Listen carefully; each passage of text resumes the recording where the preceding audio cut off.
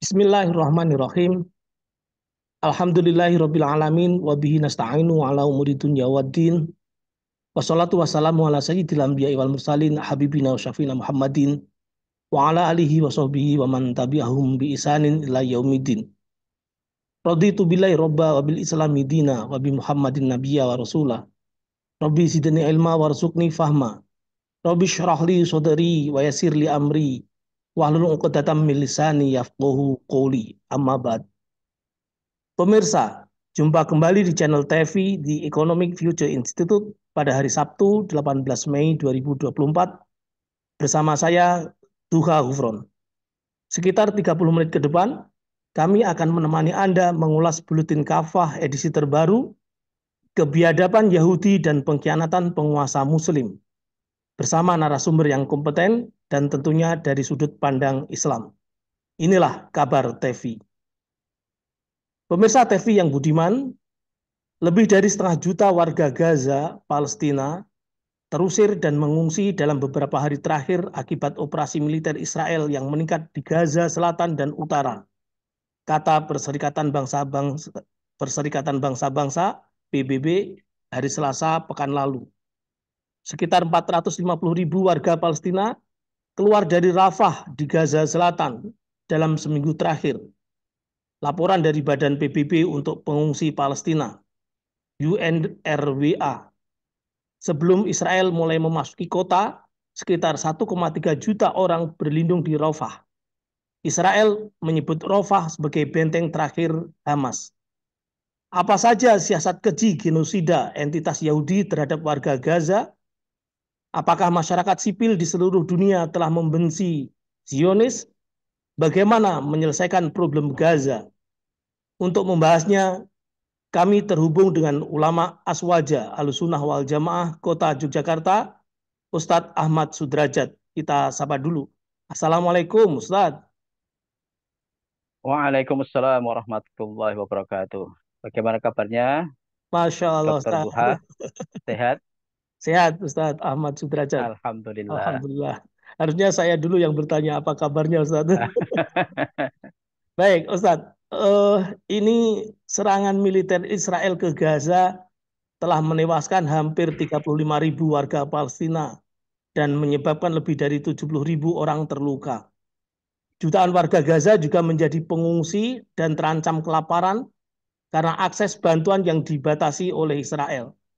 Tidak henti-hentinya Israel serang Rafah meski dunia mengutuknya. Mengapa negara Zionis Yahudi aman-aman saja meski tidak pernah menggubris kecaman dari berbagai pihak dan negara lain? Bagaimana pandangan Ustadz Sudrajat? Bismillahirrahmanirrahim. Alhamdulillah wassalatu wassalamu ala Rasulillah wa ala alihi wa sahbihi wa mawalah. Wala haula wala quwwata illa billah. Pemirsa kabar TV dan khususnya Ustaz Duha Kufron, alhamdulillah kita bisa dipertemukan di forum ini dalam keadaan sehat walafiat. Ya, satu pembahasan yang barangkali menyita perhatian kaum muslimin hingga hari ini adalah peristiwa pembantaian atau genosida di Gaza. Dan menjadi sebuah pertanyaan besar bagi kaum muslimin saat ini, kenapa pembantaian yang demikian luar biasa yang terjadi sudah hampir berapa bulan nih? Oktober, November, Desember, Januari, Februari, Maret, April. Ya, berarti sudah berlangsung 7 bulan yang memakan korban hingga 35.000 dan bahkan mungkin separohnya kurang lebih adalah anak-anak dan para kaum perempuan. Kenapa kemudian ini masih bisa terjadi? Tentu ini tidak bisa dilepaskan dari konteks konstelasi global saat ini ya.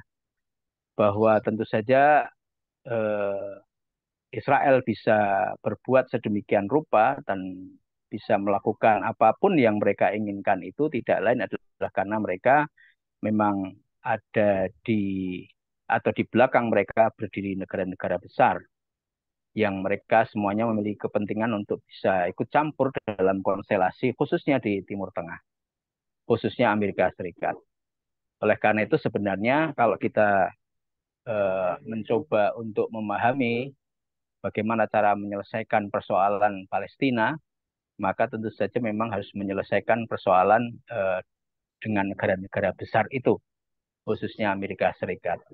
Selama Amerika Serikat termasuk kemudian negara-negara Eropa seperti Inggris dan Perancis misalnya masih memberikan dukungan, support, baik support dalam bentuk dukungan diplomatik maupun juga pasokan persenjataan misalnya, saya pikir pasti Israel masih eh, akan meneruskan genosidanya sampai kemudian batas yang ya dia kendaki. Dan tentu itu semuanya tanpa harus memperhatikan resolusi PBB dan sebagainya. Saya pikir itu saat yang Iya, Ustaz. kenapa kemudian masih melakukan genosida hingga hari ini.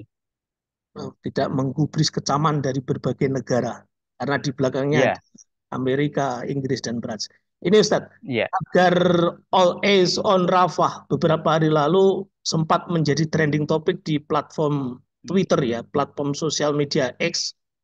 Warga AS dan negara-negara Eropa juga mengkritik pemerintah mereka yang justru terus memberikan bantuan kepada militer Zionis.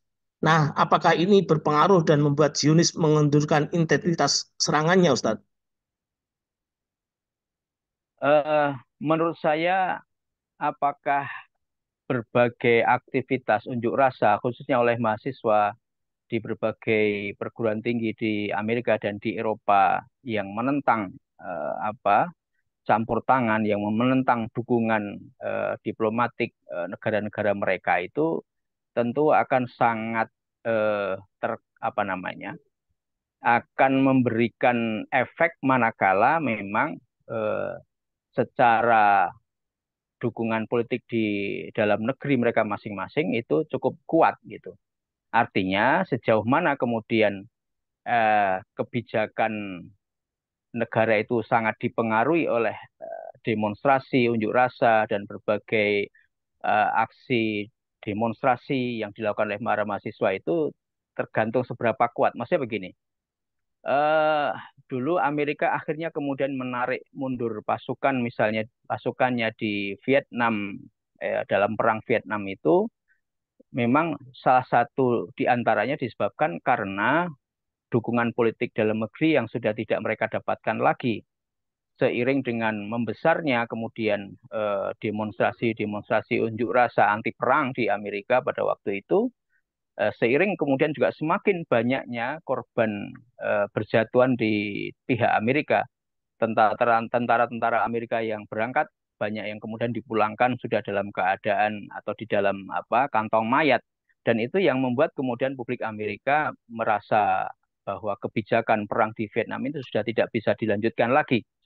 Tetapi barangkali apa yang terjadi saat ini di Eropa maupun juga di Amerika dengan demonstrasi unjuk rasa para mahasiswa itu, saya pikir memang belum mampu untuk mengubah kondisi politik dalam negeri Amerika terhadap dukungan mereka terhadap kebijakan Amerika khususnya di Timur Tengah dan khusus lagi di Israel. Sehingga kayaknya eh, apa namanya ya satu sisi memang menimbulkan satu hal yang menurut saya eh, baik, ya, artinya bahwa warga dunia kemudian bisa melihat bagaimana sejatinya negara Israel dan juga negara-negara mereka gitu ya, bahwa ternyata negara mereka itu adalah negara-negara yang mendukung genosida.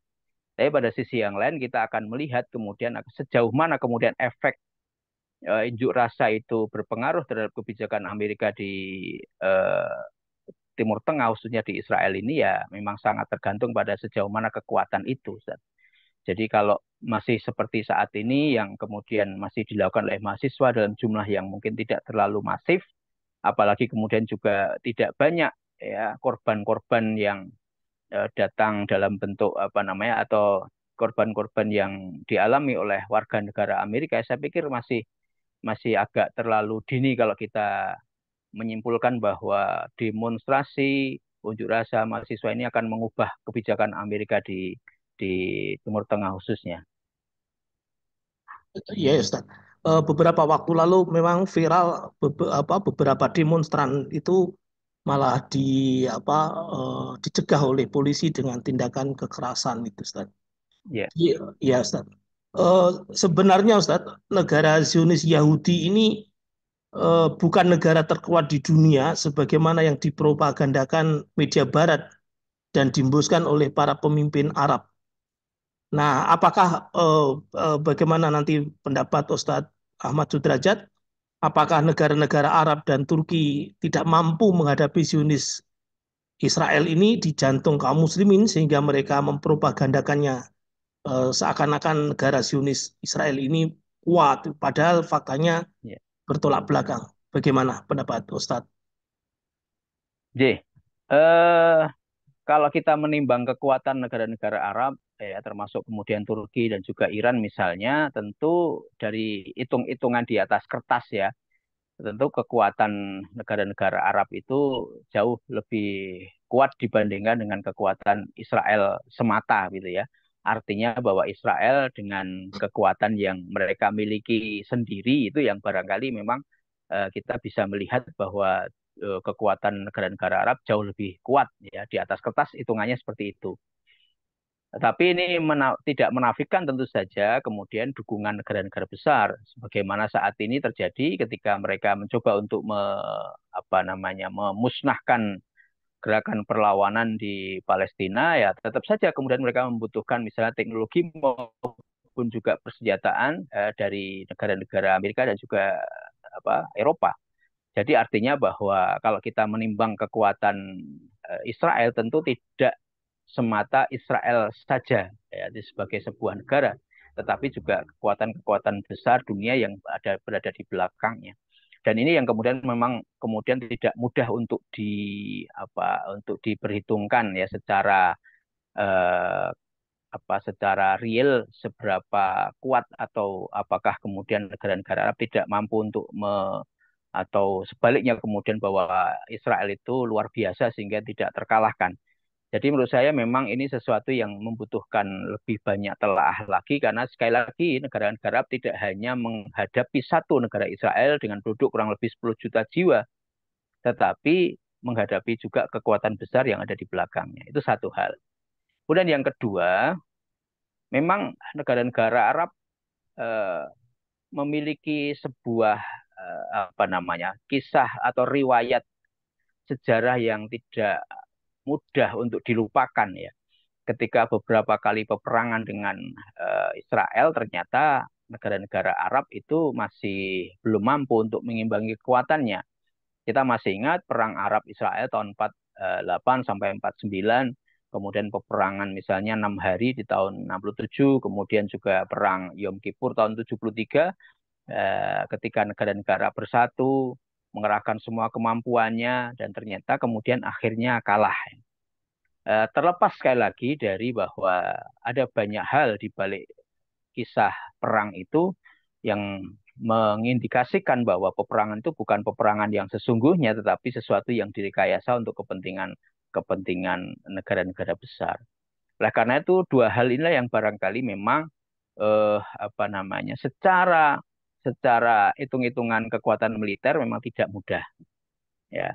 Tetapi sekali lagi kalau saya pribadi berpendapat bahwa sesungguhnya manakala kaum muslimin itu dipimpin oleh pemimpin-pemimpin yang betul-betul berkhidmat untuk kepentingan kaum muslimin, sungguh-sungguh untuk eh, apa membela kepentingan rakyat Palestina dan khususnya membela kehormatan kaum muslimin, maka insya Allah eh, peperangan yang sesungguhnya yang betul-betul kemudian beradu tidak saja kekuatan militer tapi juga siasat dan sebagainya, insya Allah bukan sesuatu yang mustahil ketika Israel berikut kemudian kekuatan-kekuatan dunia yang berada di belakangnya itu tidak bisa dikalahkan.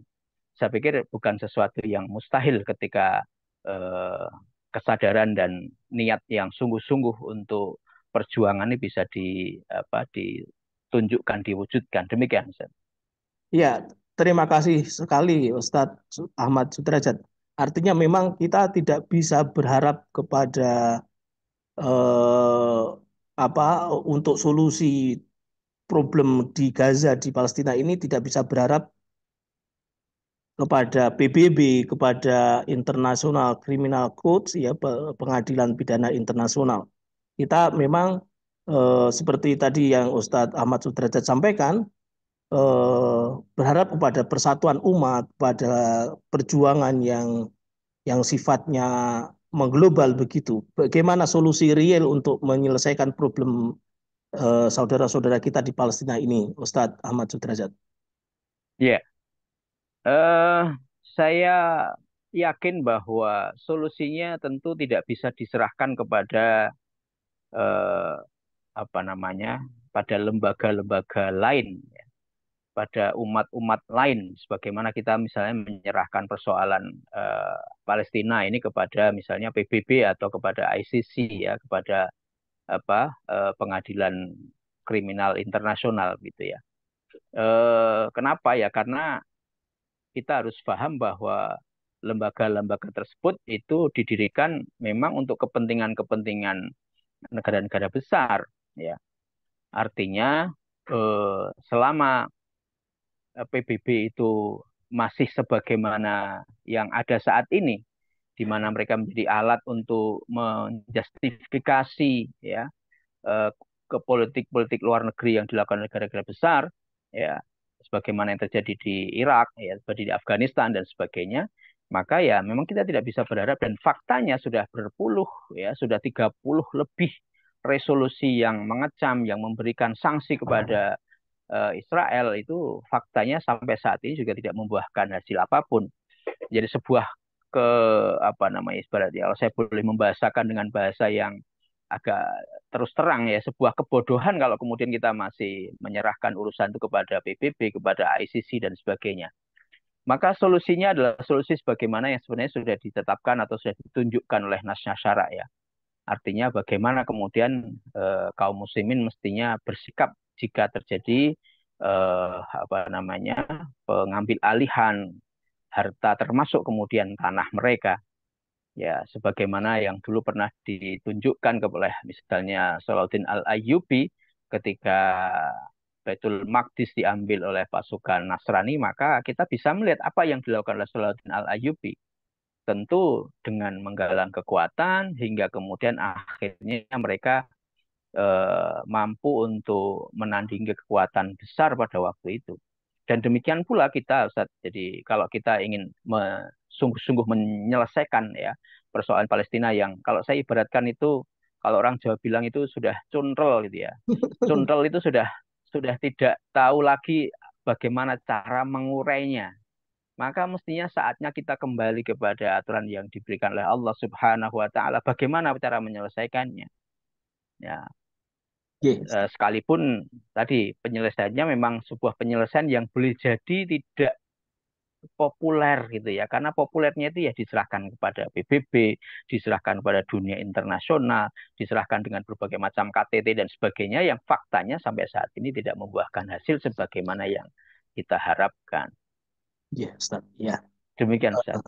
Jazakumullah ahsanal jaza Ustadz Ahmad Sudrajat atas kesempatan yang diberikan kepada kami. Baik pemirsa channel TV yang budiman, semoga Anda mendapatkan banyak manfaat dari acara kami ini. Sampai bertemu lagi di channel yang sama di program-program berikutnya. Jangan lupa subscribe, like, dan klik tombol lonceng yang ada di bawahnya. Akhirnya, saya bersama kru yang bertugas di studio undur diri. Terima kasih. Jazakumullahu ahsanal jaza. Wassalamualaikum warahmatullahi wabarakatuh. Waalaikumsalam warahmatullahi wabarakatuh.